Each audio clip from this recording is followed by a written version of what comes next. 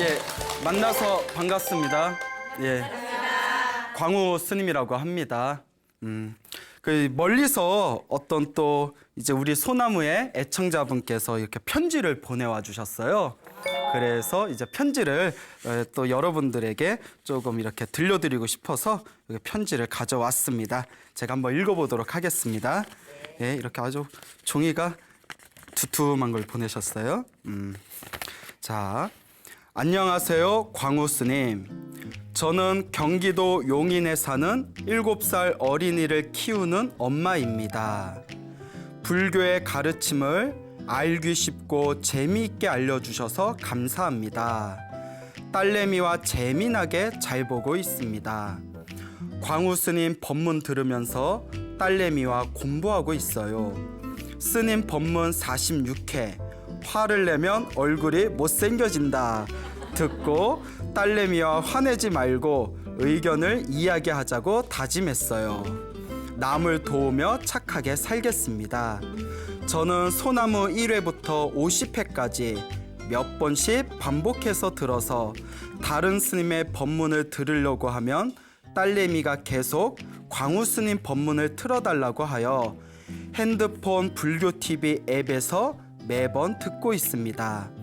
딸내미는 700에서 800배의 절을 매일 한 달 정도 하여 얻은 아이인데 임신했을 때 사경과 관세음보살 연불을 하였는데 지금 딸아이가 관세음보살 연불도 하고 절도 곧잘 합니다.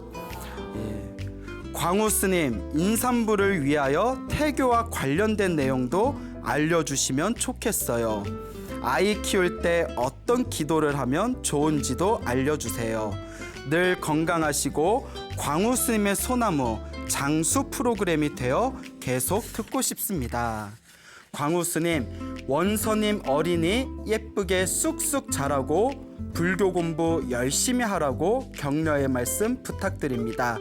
용인에서 소나무 애청자 대원경 합장 이렇게 보내오셨네요.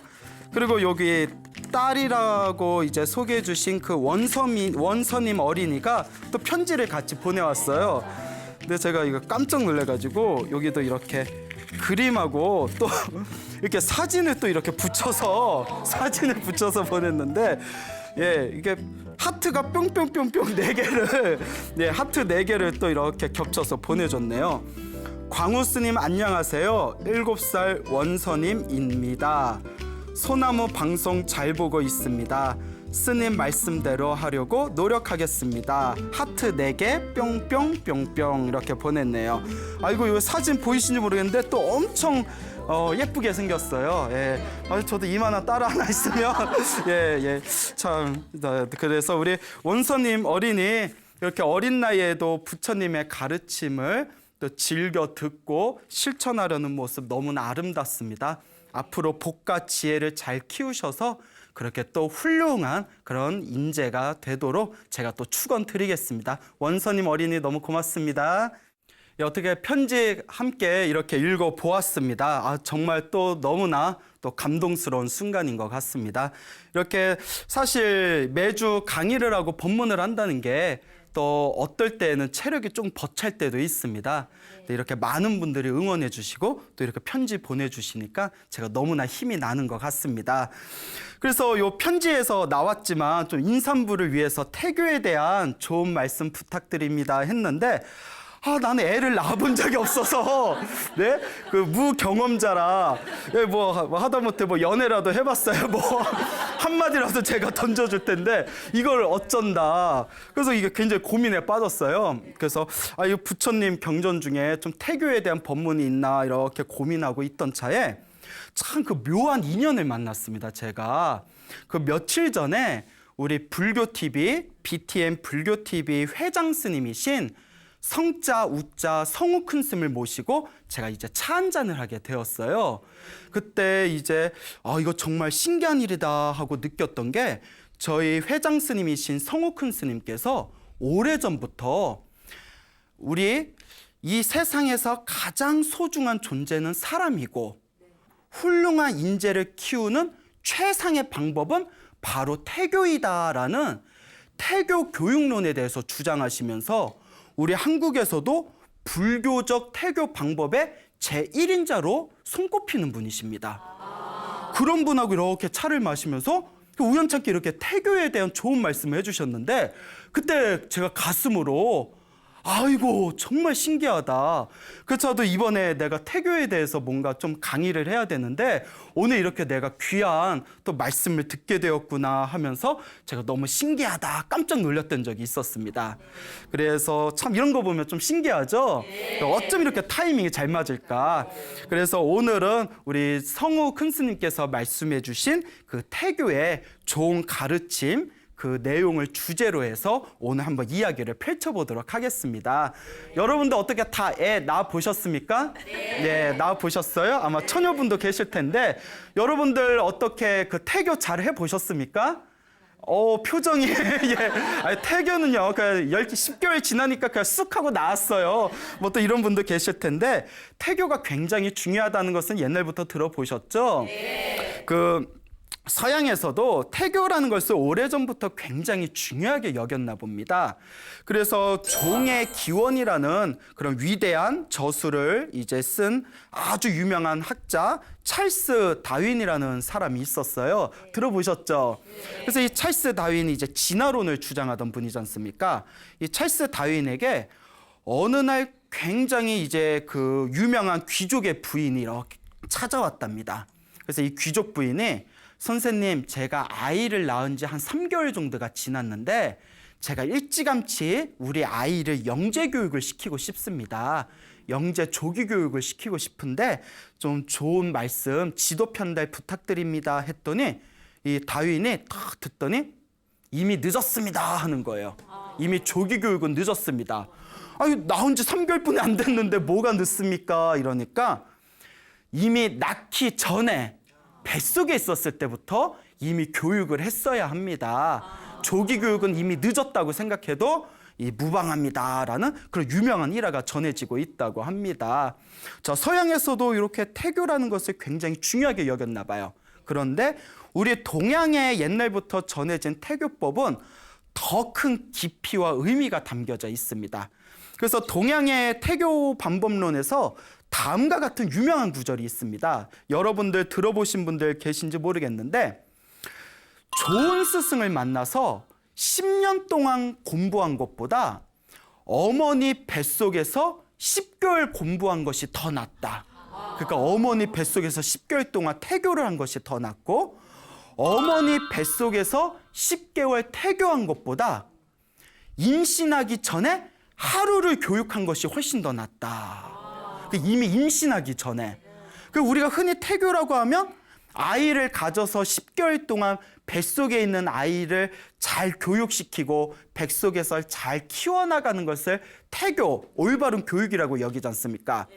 우리 옛날 조상님들의 지혜는 뱃속에 이미 들어간 순간에 이미 늦었다는 거예요. 그래서 다 커가지고 10년 동안 좋은 스승 밑에서 10년을 공부한 것보다 어머니 뱃속에 10개월 교육이 더 훌륭하고, 10개월 교육보다 애를 갖기 전에, 차라리 애를 갖기 전에 하루 전에 오히려 공부한 것이 차라리 더 낫다라는 말이 있을 정도라는 것이죠. 그만큼 이 아이를 갖는다는 것을 우리 옛날의 조상님들께서는, 또 이 과거, 현재, 미래를 꿰뚫어보는 선지식들께서는 굉장히 중요하게 여기던 핵심이다라는 것을 우리가 기억할 필요가 있습니다. 그래서 우리가 흔히 이런 이야기 하지 않습니까? 태교라는 것이 우리가 이제 밭에다가 씨앗을 심어가지고 그것을 이제 잘 가꾸기 위해서 비료도 주고 물도 주고 무럭무럭 열매를 맺는 것을 우리가 태교라고 여기지 않습니까? 네. 그런데 정말 중요한 거는 씨앗을 뿌리기 전에 먼저 밭을 잘 가꾸고, 잘 가꾼 밭에다가 좋은 씨앗을 제대로 심어야 된다는 거예요. 그러니까 막 보잘것없는, 영양가 없는 밭에다가 시원찮은 씨앗을 심어서 아무리 잘 키워봤자 열매가 제대로 열린다 안 열린다? 안 된다는 거죠. 그 전에 밭부터 잘 가꾸고. 밭은 누구를 말하는 겠어요? 그렇죠, 엄마를 뜻하는 거고, 씨를 잘 뿌려야 된대요. 씨는 누구겠어요? 아빠. 그러니까 씨하고 밭이 만나기 전에 이미 씨앗은 씨앗대로 좋은 씨앗을 만들어야 되고, 밭은 밭대로 좋은 밭을 잘 가꾸어야지. 이미 형편없는 밭에다가 아무 씨앗 뿌린 뒤에 이제부터 잘 가꿔야지 해봤자 늦어버린다는 거예요. 이런 이야기 슬슬 들으니까 태교 못한 게 조금씩 아쉽지 않으세요? 예, 이제 와서 후회하면 뭐예요? 예, 자, 이만큼 태교가 중요하다는 겁니다. 여러분, 우리 중생들이 태어나고 죽고 태어나고 죽는 삶을 반복한다고 합니다. 그것을 두 글자로 윤회라고 부르죠. 태어나고 죽고 죽은 뒤에 또다시 태어나고 죽고 태어나고 죽음을 반복하면서 자기 업보대로 살아간대요. 여러분, 업보란 말 들어보셨죠? 아이고, 내가 전생에 무슨 업을 많이 지었길래, 내가 전생에 어떤 업보가 있었길래, 이런 표현 쓰지 않습니까? 이 업보가 어디서 나온 거죠? 그렇죠. 전생에 자기가 지은 행위의 결과입니다. 전생에 내가 좋은 업을 많이 지었으면 선업의 힘에 의해서 이번 생에 행복하게 살아갈 것이고, 전생에 나쁜 업을 많이 지었으면 이번 생에 악업의 힘에 의해서 불행한 삶을 살게 된다는 것이 바로 윤의 업보론이 되겠죠. 그래서 인과 업보다. 내가 심은 대로 그 업보를 누가 받는다? 내가 받는다는 것입니다. 이렇게 중생은 자기 업보대로 살아가게 되는데, 우리가 다음 생에 태어날 때, 다음 생에 태어나서 살아가게 되었을 때, 다음 생에 태어나서 살아가면서 죽음을 맞게 되었을 때, 우리가 태어날 때 왜 태어났는지를 사실 몰라요. 여러분 알아요? 몰라요? 모르죠. 우리가 사실 살아가면서 가끔씩 허공을 보면서 내가 왜 사나 싶을 때가 있어요. 그렇죠? 그래서 유명한 그 이야기 있지 않습니까? 왜 사냐고 물으면 그냥 웃지요. 예, 나도 모르거든. 아니, 몰라요. 선생님 왜 살아요? 글쎄요. 왜 살까요? 그 죽을 때 내가 죽은 뒤에 어디로 가는지 알아요? 몰라요? 모르죠. 이와 같이 태어난 것도 자기 업보로 태어나는 겁니다. 살아가는 것도 내 업보로 살아가는 거래요. 죽은 뒤에도 내 업보대로 다시 태어나는 겁니다. 이렇게 내가 지은 업대로 태어나고 죽음을 반복하는 것을 업보중생이라고 부릅니다. 업보중생, 업을 가지고 자기가 태어나고 죽음을 반복하는 윤회 속에 살아가는 중생을 업보중생이라고 하죠. 대부분의 중생들은 업보중생이에요. 그래서 내가 살아가면서 펼쳐지는 모든 일들이 사실 다 누가 지은 업이다? 내가 지은 업대로 만나는 거예요. 자, 그런데 불교에는 업보중생의 다른 반대말이 있습니다. 이른바 원력소생이라고 부릅니다. 무엇이라고 부른다고요? 원력소생. 원력이라는 것은 소원의 힘입니다. 내가 원하는 힘. 소생은 태어났다는 거예요. 그러니까 내가 지은 업보에 의해서 얼떨결에 태어나는 게 아니라, 뭐 얼떨결에 하고 태어났다가 하고 죽는 게 아니라, 내가 다음 생에 이런 삶을 살겠다라고 기도하고 수행을 해서 원력, 소원의 힘을 세워서 내 소원의 힘대로 다음 생을 결정할 수 있는 것을 원력소생이라고 합니다. 업보중생은 내가 왜 태어나는지 왜 죽는지도 모르고 태어나고 죽는 것이라면, 원력소생은 내가 바라는 원력, 간절한 어떤 소원의 힘에 의해서 복과 지혜를 가지고 좋은 업을 가지고 세상에 태어나서 전생에 내가 지었던 소원의 힘, 원력대로 살아가는 것이 바로 원력소생이 되겠습니다. 그래서 우리가 그 얼떨결에 남녀가 서로 눈이 마주쳐서 밤에 만리장성 쌓다가 얼떨결에 씨를 뿌려가지고 얼떨결에 아이를 낳아버리면 그런 아이를 우리가 업보중생이라고 부릅니다. 엄마, 부모님의 업에 의해서 자기가 전생에 지었던 업에 의해서 서로가 끼리끼리 만난다고 하죠. 비슷한 업끼리 만나게 되어서 태어나게 된 중생을 업보중생이라고 하죠. 그런데 미리 밭을 가꾸고 미리 씨앗을 잘 만난 뒤에 때를 기다리고 묵히고 또 묵혔다가 좋은 날 좋은 때에 열심히 기도하고 복과 지혜를 쌓아서 훌륭한 인재를 낳겠습니다라는 마음으로 아이를 출산하게 됐을 때 그 아이는 뛰어난 아이가 태어나게 된답니다. 그렇게 뛰어난 아이가 복과 지혜를 가지고 이 세상에 태어날 때 우리는 그 아이를 원력소생이라고 부르게 되는 겁니다. 그래서 우리 주변의 역사적인 위인들을 보면 원력소생으로 태어나신 분들이 굉장히 많습니다. 그런 원력 소생으로 태어나신 분들의 이야기만 모아놔도 책 한 권이 될 거예요. 그런데 우리에게 주어진 시간이 많지 않으니까 대표적인 분 이제 두 분을 여러분들에게 소개하고자 합니다. 첫째는 신라시대 때 자장율사라는 큰 스님이 계십니다.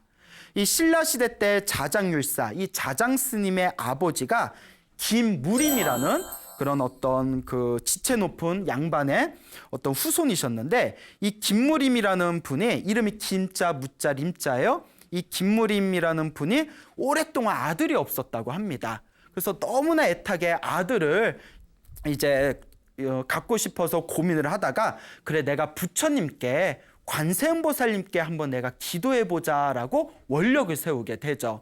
그래서 이제 관세음보살님에 대해서 우리가 소개해놓은 그 관세음보살 보문품이라는 책에 보면, 관세음보살님을 간절하게 부르면 그 복이 많은 아들을 낳게 해주거나 단정한 예쁜 그런 또 지혜로운 그런 여자애를 낳을 수 있도록 가피를 내려주신다라는 구절이 있습니다.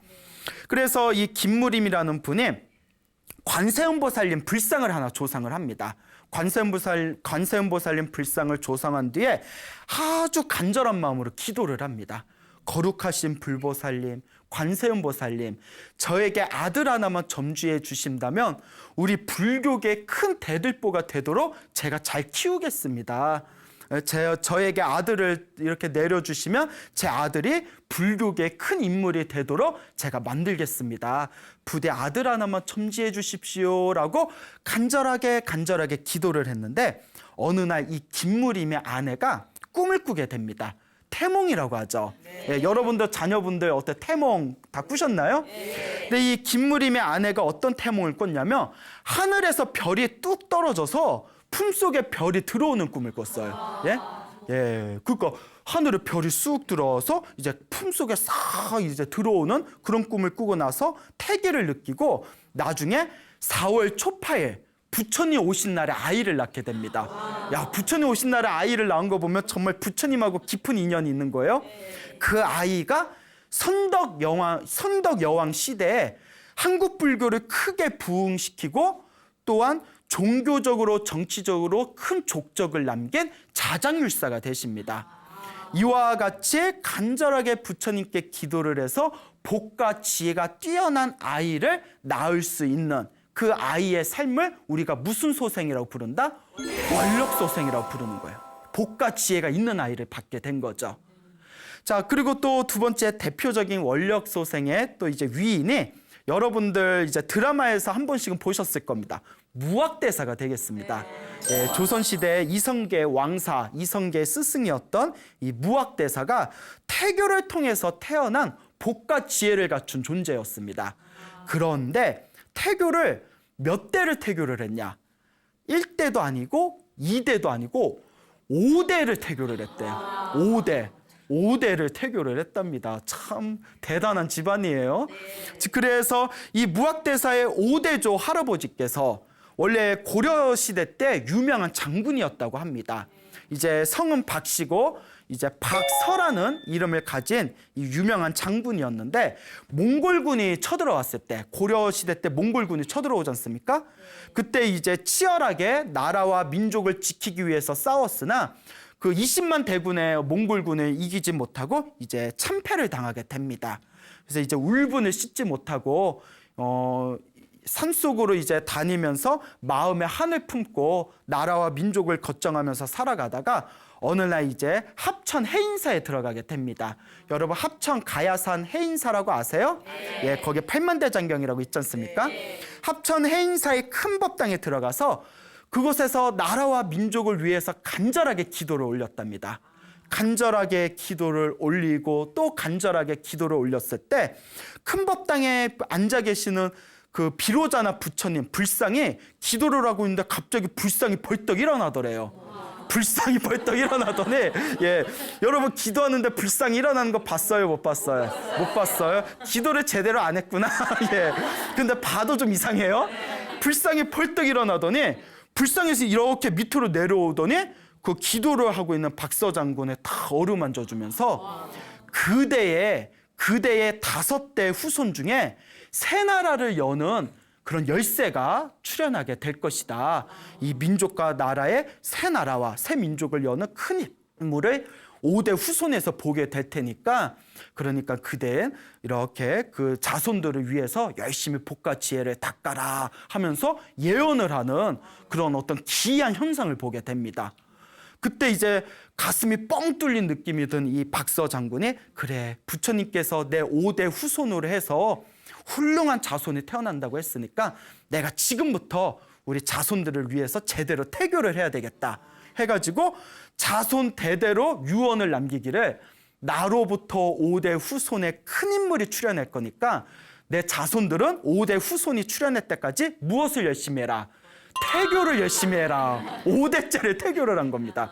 그래서 그 박서 장군 아들 때부터 자손들이 항상 이제 자라게 되면 산속에 들어가서 10년 이상씩 수행을 했대요. 10년 동안 복과 지혜와 기도를 하면서 이제 자기들 후손에 큰 인물이 출현할 것을 발언하면서 이제 태교를 하게 된 겁니다. 이건 보통 집안이 아니에요.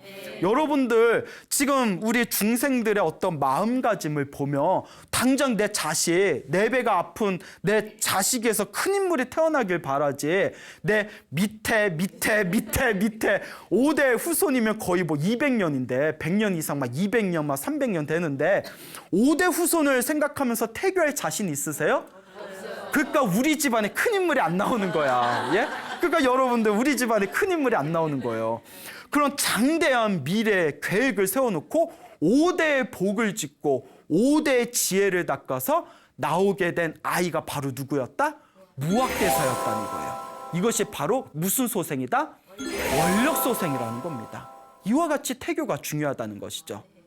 그래서 옛날부터 큰 인물을 우리가 만들어낼 때에는 미리, 옛날부터 의식이 있던 분들은 미리 부인을 만나기 전에, 남편을 만나기 전에, 그리고 합궁을 하기 전에, 합방하기 전에 이미 그 남편과 뭐 첫 잠자리, 첫날 밤을 보내기 전에 뭐 100일 기도를 한 뒤에 첫날 밤을 보낸다거나 이런 방법을 사용했던 것입니다. 그만큼 태교가 중요하다, 중요하지 않다? 중요하다는 것이죠. 요 근래 들어서 태교 교육론이라는 것이 굉장히 많이 사람들에게 알려지고 있습니다. 그래서 이미 오래전부터 서양에서도 이 태교에 대해서 과학적인 접근을 하고 있습니다. 그래서 제가 본 자료들에 의하면 간단하게 소개를 드리자면, 서양에서 요새는 그래도 뭐 서양의 어떤 과학적인 근거를 둬야 요새 사람들 믿지 않습니까?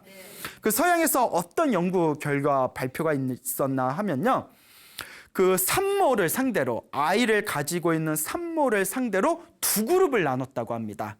한 그룹은 일찍 자고 일찍 일어나고, 한 그룹은 늦게 자고 늦게 일어나고, 그래서 두 그룹으로 나눈 뒤에 나중에 아이를 낳았지 않습니까? 그 아이들의 생활 패턴을 파악을 해봤더니, 엄마가 산모였을 때 일찍 자고 일찍 일어난 엄마의 생활 리듬과, 그리고 늦게 자고 늦게 일어난 엄마의 생활 리듬과 그 아이들의 생활 리듬이 일치하는 것을 명확하게 결과를 유추해 볼 수가 있었다고 합니다. 그 엄마의 평소의 생활 태도를 아이가 그대로 받는다는 거예요. 무슨 말인지 아시겠죠? 그리고 또 이런 연구 결과도 있어요. 그 1,300명의 태아를 상대로, 1,300명, 130명도 아니고요, 1,300명의 아이를 상대로 해가지고 육체적으로나 정신적으로 문제가 있는 아이들을 역추적을 해서 어떤 이유로 인해서 이 아이들이 이렇게 육체적으로나 정신적으로 불안한 어떤 정상적이지 못한 행위를 보이는가에 대해서 깊이 연구를 한 끝에, 놀랍게도 그 아이를 품고 있었던 엄마, 산모였을 때 그 산모가 지니고 있었던 의식의 흐름이 아이를 낳고 난 뒤에 그 아이에게 엄청난 영향을 미친다는 것을 발견할 수가 있었다고 합니다. 몇 명을 조사해서? 1,300명을 조사해서. 이건 무시할 수가 없는 조사 결과예요. 그러면 그중에 대표적인 것만 이제 몇 가지를 소개해 드리자면, 어떤 여자, 이제 서양에서 있었던 일이에요. 어떤 아가씨가 애를 낳는데 애한테 이제 모유를 먹이려고 젖을 물리는데 애가 고개를 팩 하고 돌리더래요. 응? 어머, 얘가 왜 이러지? 또 이렇게 하면 또 팩 하고 돌리더래요. 어머 까칠해. 어머 애가 왜 이렇게 까칠해. 이제 다른 유모가 다른 여자애가 이렇게 젖을 물리면 그건 또 쪽쪽 잘 빨아먹는데요. 근데 친모가 어머 너 왜 이렇게 까칠하니 하고 이렇게 젖을 물리려고 하면 또 애가 픽 하고 이렇게 고개를 돌리더래요. 그래서 너 신기하죠? 그 왜 그런가 하고 깊이 이제 조사를 해봤더니 나중에 산모가 고백하는 게 실은 애를 가지고 나서 갑작스럽게 임신을 하고 나서 너무나 두렵고 준비가 안 된 상태였기 때문에 아이를 몇 번이나 낙태 수술을 하려고 고민을 했대요. 할까 말까 할까 말까. 그걸 애기가 다 안다 모른다. 다 영향이 미친다는 거예요. 그래서 그 아이의 아빠가 거듭된 설득으로 결국 아이를 낳았지만 아이가 엄마의 뱃속에서 나를 죽일까 말까 불안했던 그 심정에 의해서 엄마한테 무의식적으로 엄마한테 거부 반응을 일으킨다는 거. 예, 진짠가? 제가 봐도 너무나 신기하니까 무시할 수가 없다는 거예요. 또 어떤 젊은이가 있었는데 이 젊은이가 항상 어떤 시점에 이유도 없이 약간 정신질환처럼 몸에 극도의 초조감이나 불안감을 자주 느낀대요. 우리 막 우울증이나 막 이유를 알 수 없는 공황장애 같은 거 있잖아요. 그래서 막 약 먹고 이러잖아요. 근데 이 젊은이가 이 청년이 그렇게 이유를 알 수 없는 초조함이나 불안감이 확 급습하면서 확 이렇게 느껴지면서 항상 일어나는 반응이 온몸에 갑자기 확 달아오르듯이 열감을 느낀대요. 열감을 느끼는 게 특징이에요. 막 불안하고 초조하다가 온몸에서 열이 확 오르는 거예요. 그래서 나중에 그걸 이제 조사를 해봤더니 그 청년의 엄마에게 놀라운 이야기를 듣게 됩니다. 실은 내가 이 아이를 가졌을 때 내가 이 아이를 유산하려고 뜨거운 목욕탕에 들어가서 유산하려고 시도했던 적이 있었다고. 뜨거운 목욕탕에서. 그때 태아였을 때 기억된 잠재된 무의식이 큰 뒤에 자기가 이제 뱃속에서 자기를 엄마가 나를 죽이려고 나를 떼어내려고 하는구나라는 것을 무의식적으로 느낀다는 거예요. 태아가. 그걸 느끼면서 뜨거운 목욕탕이었다고 했잖아요. 그때 그 열감을 무의식 중에 그 열감을 일으키게 된다는 것이죠. 이런 연구 결과 발표가 있습니다. 무섭죠? 무섭습니다. 태교가 이렇게 무시할 수가 없는 거예요. 자, 그리고 또 이것도 좀 무서운 얘기인데 어느 임산부가 있었는데 8개월째가 됐대요. 8개월이면 아이가 사실 속에서 다 자란 상태예요. 보통 7개월, 칠삭둥이라고 해서 7개월만 해도 아이를 낳지 않습니까? 8개월이면 사실 다 자란 상태인데 그 부부싸움을 했대요. 그 남편하고 대판 부부싸움을 하다가 남편도 좀 무식한 남편이었나 봐. 그 남편 잘 만나는 것도 복이에요. 예, 너 이렇게 해도 그러시네. 왜 남편이 잘 안 해주세요? 예? 격렬하게 여기서 이제 속마음이 나오는 거예요. 예?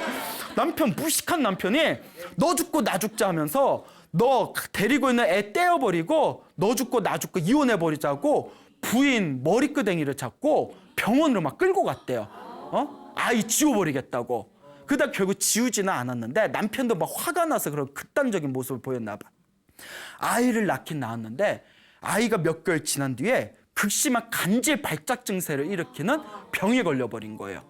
이것을 이제 어떤 분은 해석하기를 왠지 여러분 다 눈치채셨죠? 임신 8개월이었을 때 아버지가 당장 애 떼겠다고 엄마를 그 머리끄댕이 잡고 병원에 가고 그런 불안한 모든 심리를 아이가 뱃속에서 무의식적으로 충격을 받았다는 거예요.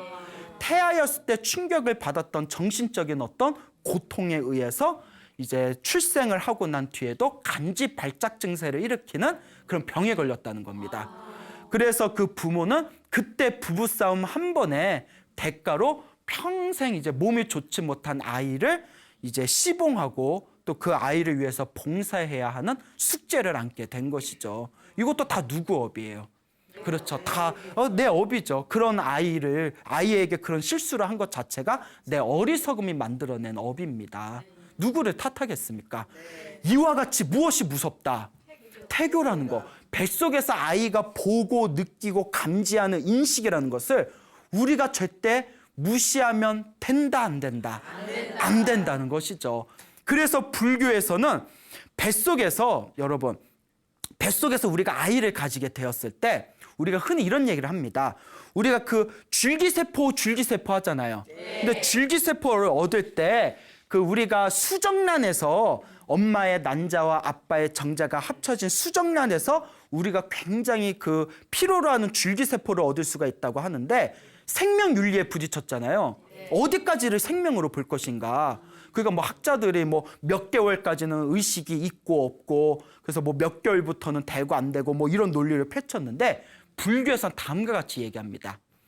엄마와 아빠가 합궁을 했을 때 엄마의 난자에 아빠의 정자가 합치가 되었을 때 정자와 남자가 합치되면서 그 틈을 이용해서 전생에 인연이 있는 업덩어리가 거기에 쏙 하고 들어가는 거래요. 그러니까 엄마의 정자와 남자만 합쳐져서 애가 생기는 게 아니라 정자와 남자가 합쳐지면서 거기에 뭐가 들어가야 된다? 업식이 들어가는 거예요. 왜? 우리가 전생에 인연이 있었던 내 자식이 될 만한 업식이 들어가는 거예요. 그러니까 내가 전생에 복을 많이 지었으면 어떤 업식이 들어가겠어요? 좋은 자식이 들어가고 내가 전생에 찌질이게 복을 짓지 않고 오만 나쁜 짓을 했으면 어떤 업식이 들어갈까요? 자식이 아니라 왼수가 들어가는 거예요. 내가 이번에 자식으로 태어나서 너 괴롭힐 거다 하고 이렇게 들어오는 거예요. 무섭죠? 그러니까 착하게 살아야 돼. 여러분 우리 흔히 이런 얘기 하잖아요. 진짜 나쁘게 산다고 뭐 나쁘게 살아도 저 사람들 잘만 사는구만. 아닙니다. 이번 생에는 넘어갈지 몰라도 다음 생, 다다음 생 내가 받을 수밖에 없습니다. 자식으로 태어나서라도 그 원수를 갚을 수밖에 없어요. 이게 불교의 인과응보입니다. 그러니까 죄 짓지 말고 삽시다. 착하게 살아야 돼요. 인과응보를 믿어야 돼요. 그래서 정자와 난자가 만났을 때 그때 업식이 쏙 들어가기 때문에 합궁에서 정자와 난자가 만나서 수정란이 딱 됐을 때 우리는 이미 그걸 생명으로 봅니다. 그때 이미 업식이 들어가 있는 거예요. 그때부터 들을 수 있고 감지할 수 있고 인식할 수 있다는 거예요. 부처님 말씀에 의하면. 무슨 말인지 알겠죠? 그렇기 때문에 낙태는 불교에서 살인으로 봅니다.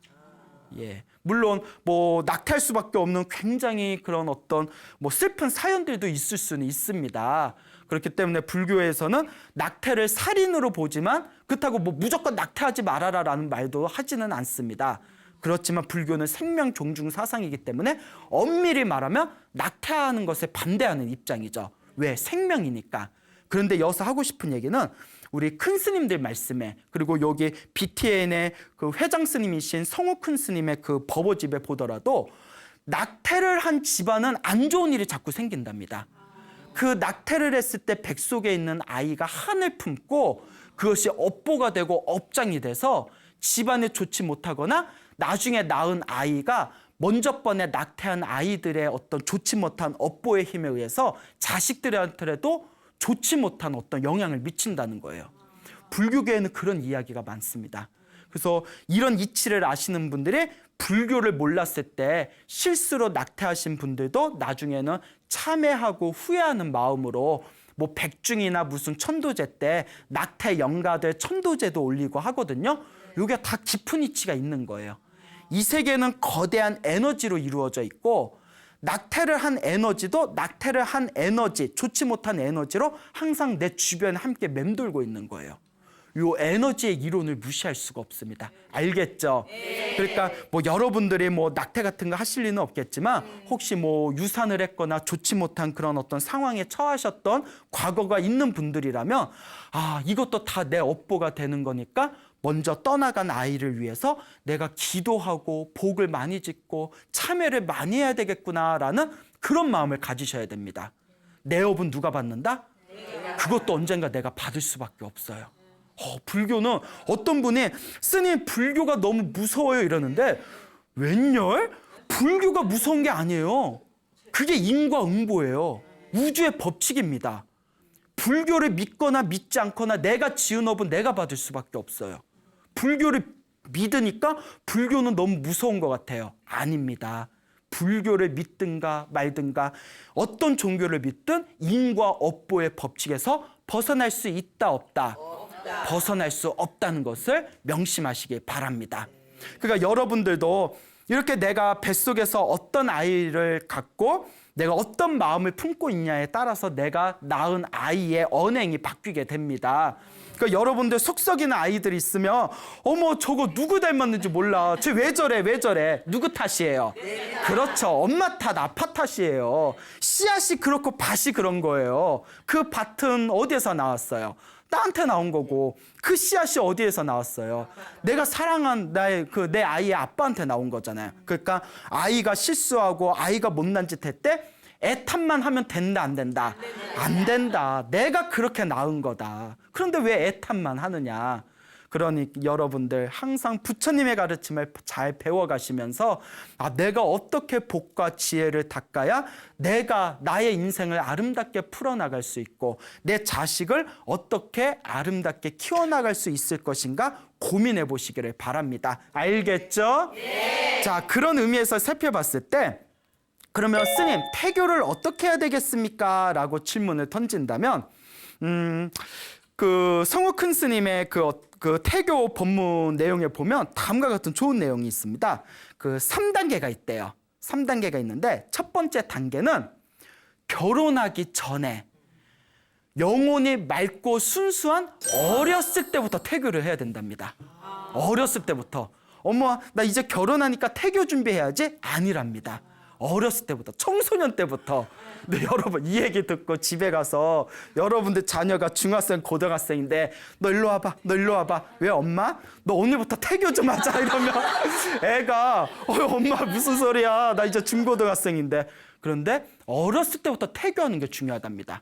무엇을 가꾸는 과정이다? 그렇죠. 밭을 가꾸는 과정이에요. 아시겠죠? 네. 밭은 빨리 일찌감치 빨리빨리 비옥하게 만들어야 유리하지 않습니까? 어렸을 때 맑고 순수할 때부터 기도하고 복과 지혜를 닦으면서 부처님 제가 나중에 좋은 신랑 만나서 훌륭한 인재를 낳게 해주세요라고 기도하는 거. 어렸을 때부터 그와 같이 기도하는 게 가장 중요하답니다. 명심하셨죠? 예. 자, 그러니까 어렸을 때부터 준비해야 된다. 여러분들, 어머 스님 저 태교를 안 해가지고 아이를 낳아버렸어요 하는 분들은 막둥이 한번 노려보세요. 막둥이. 근데 스님 지금 막둥이 낳기에는 제가 몸이 좀 그래요 하는 분들은 손주에 한번 기대해 보시기 바랍니다. 오늘 배웠잖아요. 내가 손주 한번 기대해 보겠다. 뭐 5대를 계획을 해가지고 무학대사를 낳은 집안도 있는데 한번 손주에서 한번 여러분들이 좋은 밭과 씨앗을 만드는데 일조를 해보면 어떨까 하는 생각이 듭니다. 두 번째, 왜 여자만 태교해야 되냐? 누구도 해야 된다? 아빠도 해야죠. 남자도 해야 된다. 남자도 해야 됩니다. 제가 말씀드렸죠. 밭도 중요하지만 무엇도 중요하다? 씨앗도 중요하다. 그래서 여기 BTN 불교TV 사장님이 구본일 사장님인데 요 구사장님이 당신도 이제 오래전부터 태교에 대해서 관심이 많으셨대요. 근데 그분이 이렇게 잠깐 차 마실 때 이렇게 하신 말씀이 스님 밭도 중요한데 씨앗이 제일 중요한 것 같습니다. 이러시더래요. 씨앗이 제일 중요한 것 같습니다. 밭도 중요하지만. 그러니까 누구도 준비해야 된다? 남자, 아빠도 준비해야 된다. 엄마는 열심히 밭을 일구고 있는데 아빠는 밖에서 술 마시고 담배 피고 온갖 못된 짓, 나쁜 짓 하면서 그 밭이 좋으니까 내 씨앗 알아서 뭐 키우겠지 하고 그 씨앗을 뿌려버리면 의미가 없다는 거예요. 네. 밭도 훌륭하고 씨앗도 훌륭해야 된다. 남자도 태교해야 된다라는 것을 명심하시길 바랍니다. 알겠죠? 네. 그 다음에 세 번째는 임신을 한 상태에서 태교를 하는 겁니다. 우리가 흔히 말하는 태교, 10개월 태교죠. 그런데 그것도 늦은 거랍니다. 여태껏 계속 말씀드렸죠. 사실 임신하기 전에 미리 밭을 가꾸고 씨앗을 잘 심어야 되는데 임신한 상태에서의 태교는 늦은 것이다. 늦었지만 안 하는 것보다는 낫다. 그래서 임신한 상태에서는 염불을 많이 해주고 기도를 많이 해주고 복을 많이 지으랍니다. 그래서 성우 큰 스님 말씀이 태교를 하면서 금강경을 많이 읽으면 금강경 태교를 한 아이는 아주 섬세하고 날카로우면서 지혜가 뛰어나대요. 아주 날카로운 그런 지혜를 타고난답니다. 금강경 태교를 한 아이는. 그리고 보현행원품을 읽어준 보현행원품 태교를 한 아이는 인성이 후덕하대요. 착하고 아주 후덕하답니다. 인성이. 그리고 관세음보살 기도를 많이 해서 태교를 한 아이는 아이가 아주 인자하고 자비스럽답니다. 그 이상하게 묘한 힘이 있대요. 그리고 또 참선을 하거나 명상을 해서 태교를 한 아이는 굉장히 똑똑하고 지혜롭다고 합니다. 이렇게 태교라는 것은 무시할 수가 없습니다. 알겠습니까, 여러분? 네. 그리고 이런 생각이 드실 겁니다. 스님, 태교를 못하고 이미 낳은 애는 어떡해요? 자, 기도를 많이 해주세요. 제일 중요한 거는 아이가 직접 기도하는 게 좋습니다.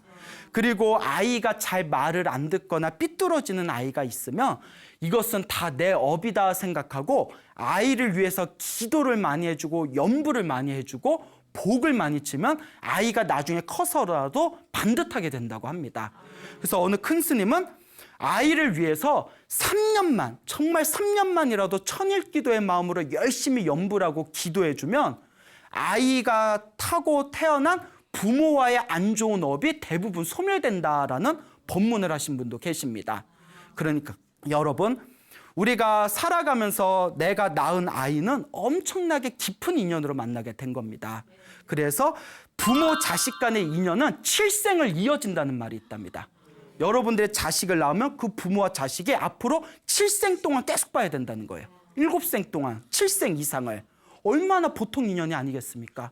그러니 내가 낳은 아이, 낳기 전에 태교를 잘해서 원력소생, 복과 지혜가 뛰어난 아이를 낳는 것이 가장 좋은 방법이고, 혹시 태교를 못하고 낳았다 하더라도 아이를 정말 사랑하는 마음으로 내 업에 의해서 낳은 아이다라는 마음으로 열심히 기도해 준다면 여러분의 가정과 여러분의 자녀분들에게 행복하고 좋은 일들이 많이 생기게 될 것입니다. 믿습니까, 여러분? 네. 예. 여러분, 행복해지고 싶습니까? 네. 행복한 삶을 창조하고 싶습니까? 네. 복을 지으십시오. 선업을 지으십시오. 공덕을 쌓으십시오. 복과 선업과 공덕의 힘이 여러분들을 진정한 행복의 길로 이끌어 줄 것입니다. 여기서 마치겠습니다. 소중한 나 무한한 행복